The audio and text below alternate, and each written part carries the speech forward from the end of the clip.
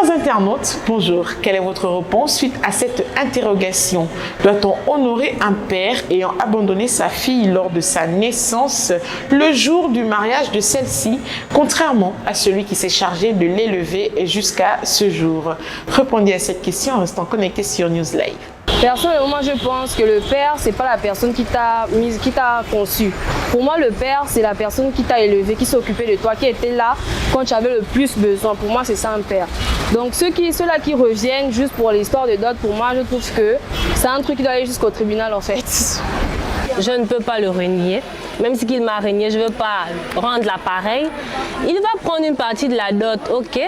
C'est son droit, je porte son nom, mais on va couper les ponts en fait parce qu'il m'a abandonné. Je me suis débrouillée seule et on est venu me marier.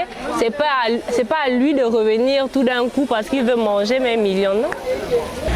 En tant que parents, nous devons supporter nos enfants. C'est un manque de maturité pour cette personne en fait. Et c'est un manque de sérieux. Parce que lorsque vous abandonnez un enfant, et ça sous-entend que cette personne est complètement délaissée elle-même.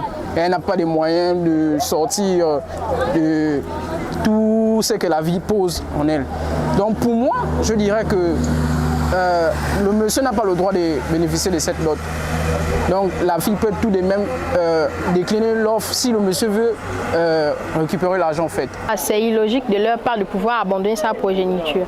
Maintenant, sur le fait qu'ils reviennent au jour de la dot, moi je conseillerais tout simplement aux parents maternels, vu qu'on vient épouser l'enfant, bon,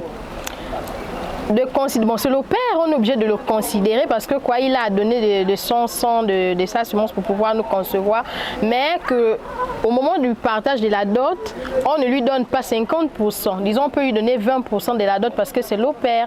Et voilà, il faut respecter ses parents, il faut honorer ses parents, peu importe, essayer de faire abstraction de ses émotions et de la raison, quoi. Des réponses mitigées sur cette interrogation. Pour certains, oui, alors que pour d'autres, non. Le père géniteur mérite d'être honoré en partie lors du mariage coutumier de sa fille lorsqu'il s'agit de donner la dot, mais aussi le tuteur qui mérite donc d'être reconnu pour ses efforts consentis quant à l'éducation de cette fille. Merci d'avoir répondu à la question du jour et n'oubliez pas de rester connecté sur News Live.